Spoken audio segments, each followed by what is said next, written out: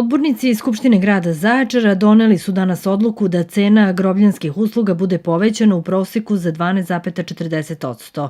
Skupština je usvojila i početne likvidacione bilanse Cekita, pozorišta Zoran Radmilović, Gradskog saobraćajnog preduzeća i Biznis inkubator centra.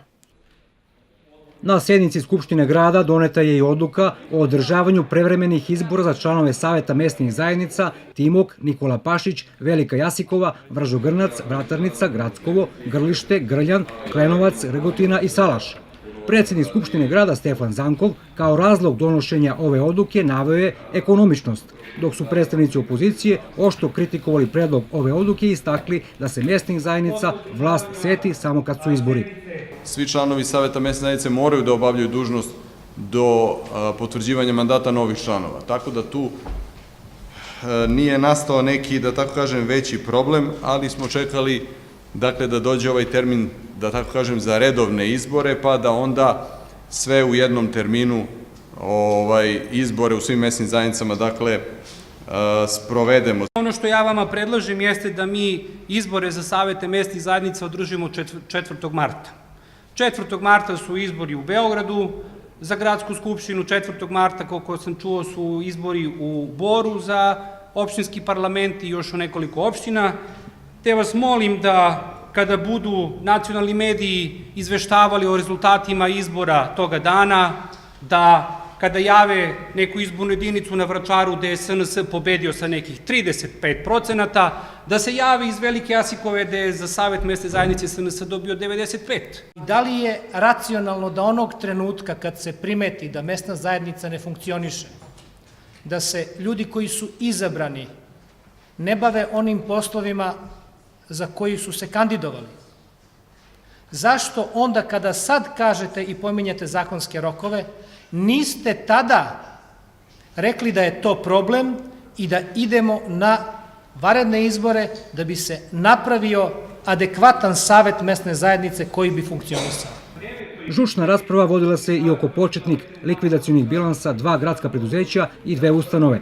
Inače, ukupne obaveze Cekita su nešto manje od 4,5 miliona dinara, pozorišta oko 70.000, saobraćajnog preduzeća 440.000 i konačno Biznis inkubator centra 1.668.000 dinara. Ono što imam zamerku na likvidacioni bilans pozorišta Timočke krajine. Mi smo u izveštaju dobili samo trošenje novca iz budžeta, kao da to pozorište nije poslovalo na drugi način.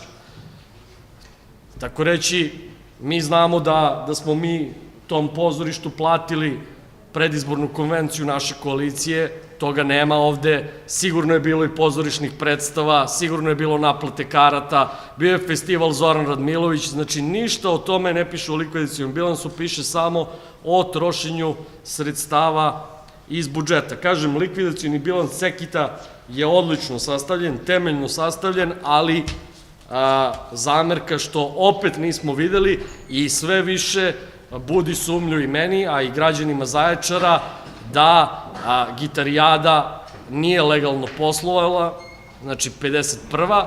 Izglasan je i statut javnog komunalnog preduzeća Timok održavanje. Odbornici opozicije međutim tvrde da je izbor vršioca dužnosti direktora ovog preduzeća nezakonit. Dečka koga ste rasporedili, čoveka mladog, na to mesto, ne ispunjava uslove po ovome statutu. Grobljanske usluge poskupile su danas 12,40%. Direktor higijene Bojan Tranafilović obrazložio je da će poskupljenjem biti zadovoljeni tek osnovni materijalni troškovi sahranjivanja na novom groblju, dok su odbornici opozicije ovu odluku ocenili kao nov namet na džep građana. U odnosu u drugim gradovima i drugim mestima i o zaokruženju, naša cena znači sa iznosom PDV-a bilo je 5.637 dinara i u prosjeku smo jeftiniji od drugih gradova. Igrom slučaja, nesrećnog slučaja, sam prošle godine puno puta, nebrojeno puta, ne znam ja koliko bio na tom groblju, često je bilo prepuno đubreta, često je bilo uraslo i tako dalje. Ako povećanjem cena uspete da to sanirate, to je nešto. To sve ide na teret nekih građana i što je najgore, na teret građana idu neke stvari koje su preistekle iz nekih loših odluka. Kao što je odbornik Miša Stanojlović rekao, ta komisija ustanovila da je groblje neuslovno, da je zemlja neuslovna. Znači, ako mi sad treba da izbetoniramo svako grobno mesto, da svako radi mašinom, da li se i jedno javno preduzeće uklapa u cenu ukopa tih ljudi? Skupština grada Zaječara usvojila je kodeks ponašanja službenika i nameštenika grada i obrazovala komisiju za ravnopravnost polova.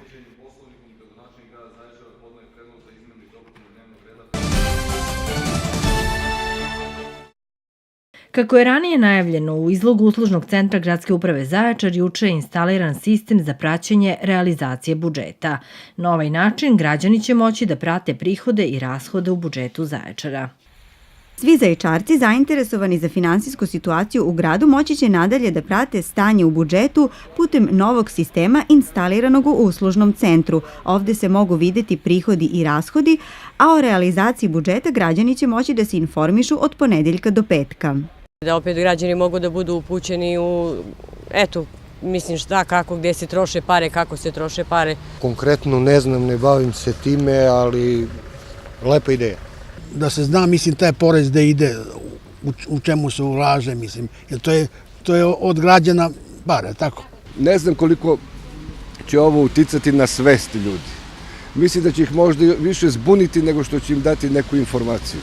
Iako je na konferenciji za novinare održanoj 28. juna prošle godine, gradonačelnik Boško Ničić najavio da će ovaj sistem biti postavljen u septembru, priliku da koriste ovaj novi način uvida u budžet, Zaječarci imaju od juče. Mislim da ništa od toga transparentnije nismo mogli da smislimo. Onaj koga nešto zanima, da zna da ovde nema nikakvih tajni, da zna da podaci više od značaja i tako da neće biti sakrivani, ne postoji takav podatak. Osim ispred gradske uprave, isti podaci o budžetu mogu se naći i na sajtu grada Zaječara.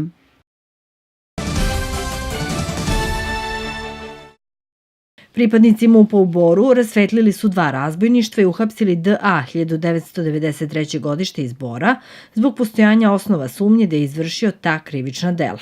On se tereti da je razbojništvo izvršio u protekla 2 dana u večernjim satima tako što je maskiran ušao u 2 prodavnice i uz pretnju nožem od radnika oduzeo 34.000 dinara.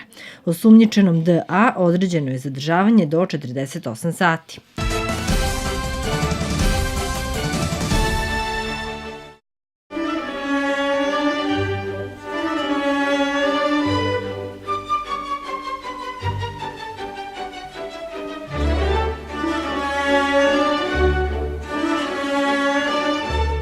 U dijagnostici i lečenju imamo iskustvo dugo 38 godina. To je dovoljan razlog da dođete u specijalnu bolnicu za rehabilitaciju Gamzigrad u Gamzigradskoj banji.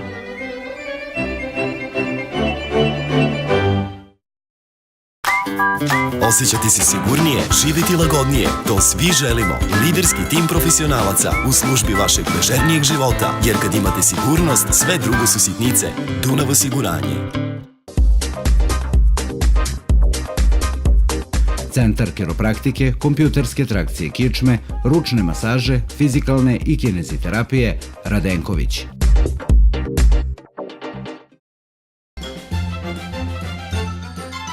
Autoklinika Batman vrši ugradnju autostakala za sve tipove automobila, kamiona, kombi vozila i autobusa. Saradnja sa osiguravajućim kućama u zemlji i inostranstvu. U svakom trenutku naša terenska služba dolazi na vašu adresu i rešava sve probleme. Neke popravke se vide, naše ne. Autoklinika Batman.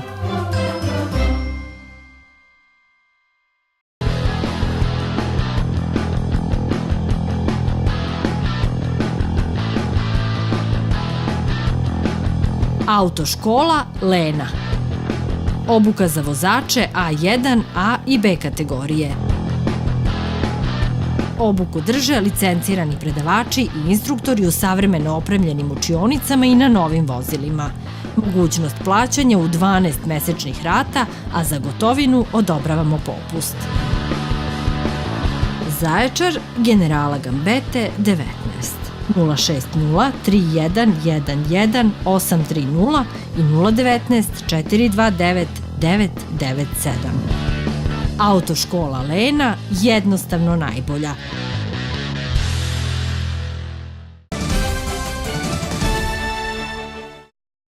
Ministar prosvete, nauke i tehnološkog razvoja Mladen Šarčević posetit će sutra Knjaževac. Kako je najavljeno iz kabineta predsjednika opštine, ministar dolazi u 10 sati kada će se sresti sa predsjednikom opštine Milanom Đokićem, a zatim i sa direktorima osnovnih i srednjih škola, predstavnicima predškolske ustanove Bajka, Doma učenika, Regionalnog centra za stručno usavršavanje.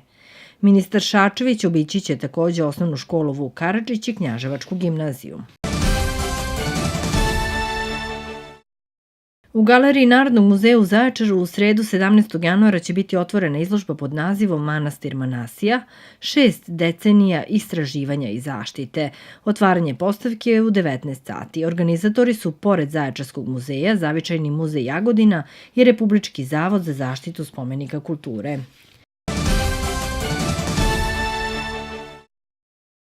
Gorana Glušica iz Zaječara crta portrete po narudžbini tehničkom olovkom ili ugljem. Za sebe tvrdi da je samouka i da se stalno usavršava. Gorana Glušica od malena je volela da crta.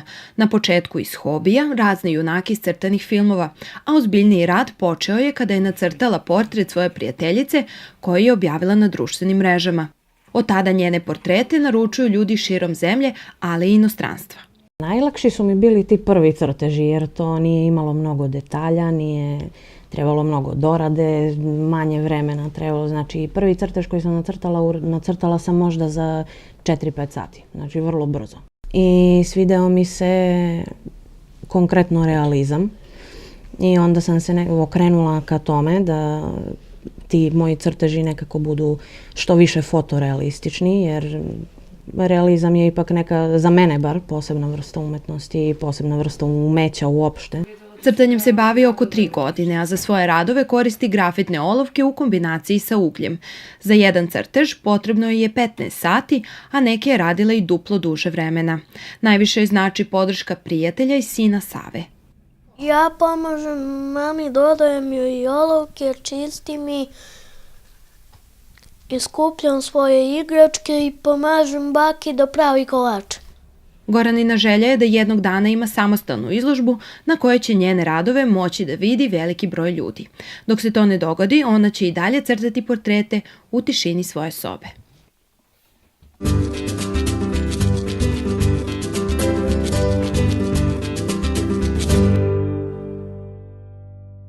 U Majdanpeku trenutno ima oko 10 cm snega, a preduzeće za puteve i građevinsko zemljište Majdanpek bez većih smetnji održava ulice i saobraćajnice prohodnim. Sva vozila su na terenu. Danas će radnici ovog preduzeća, po rečima direktora Ivana Nikolića, raditi na raščišćavanju ulica u seoskim mesnim zajednicama. Pored čišćenja ulica u Majdanpeku i Donjem Milanovcu, u nadležnosti ovog preduzeća je i ručno čišćenje stepeništa, kojeg u Majdanpeku ima u dužini od 2,5 km. Za sada ima dovoljno soli i ostalih agregata potrebnih za zimsko održavanje.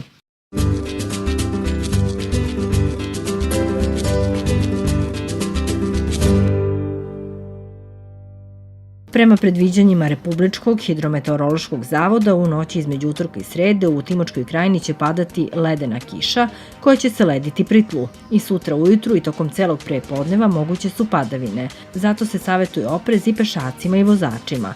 U Zaječaru se zadržava oblačno vreme sa slabim vetrom i padavinama. Biće 1 stepen. U Majdanpeku susnežice i ledena kiša, dnevni maksimum 5 stepeni.